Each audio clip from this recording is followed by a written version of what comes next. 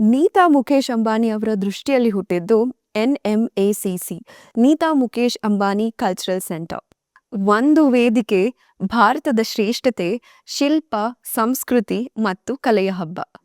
ಈಗ ಈ ವೇದಿಕೆ ಮೊದಲ ಬಾರಿ ಭಾರತದ ಹೊರಗೆ ಸೆಪ್ಟೆಂಬರ್ 12ರಿಂದ 14ರವರೆಗೆ ನ್ಯೂಯಾರ್ಕ್ನ ಐಕಾನಿಕ್ ಲಿಂಕನ್ ಸೆಂಟರ್ನಲ್ಲಿ ಇಂಡಿಯಾ ವೀಕೆಂಡ್ ಮೂಲಕ ಪ್ರವೇಶಿಸುತ್ತದೆ. Bringing civilization to nation to the United States of America.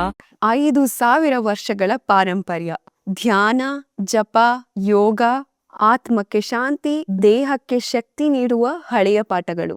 Art of living ಗುರುಗಳಿಂದ ಆತ್ಮಸ್ಪರ್ಶಿ ಅನುಭವ. The great Indian musical, civilisation to nation. ಭಾರತದ ಇತಿಹಾಸ, ಸಂಸ್ಕೃತಿ ಮತ್ತು ಕಲೆಯ ಅದ್ಭುತ ರೂಪಾಂತರ. ಶಂಕರ್ ಮಹಾದೇವನ್, ಶ್ರೇಯಾ ಘೋಷಾಲ್ ಮತ್ತು ಶಾಮಕ್ ದಾವರ್ ಜೊತೆಗೆ. ಅದಷ್ಟೇ ಅಲ್ಲ, ಕ್ರಿಕೆಟ್ ದಿಗ್ಗಜರಾದ ಸಚಿನ್ ತೆಂಡೂಲ್ಕರ್ ಮತ್ತು ರೋಹಿತ್ ಶರ್ಮಾ ಅವರ ಜೀವನದ ಪಾಠಗಳನ್ನು ಹಂಚಿಕೊಳ್ತಾರೆ.